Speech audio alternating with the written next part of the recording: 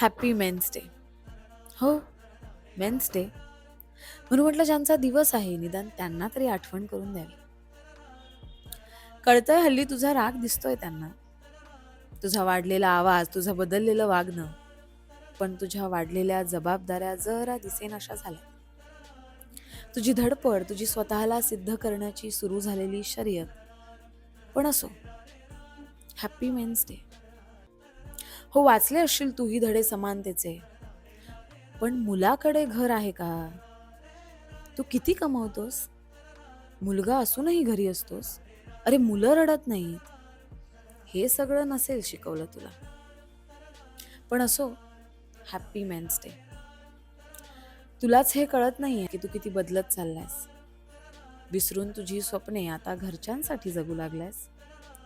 मुलगा म्हणून नव्हे तर एक कर्ता पुरुष बनत चाललायस. शेवटी फक्त एवढंच सांगेल, कधी थकलास तर थोडा थांबत जा. जबाबदाऱ्या वाढल्या तरी स्वतःसाठी जगत जा. Happy men's day. Happy men's day to every man who's learning, growing, trying to be the best version of himself.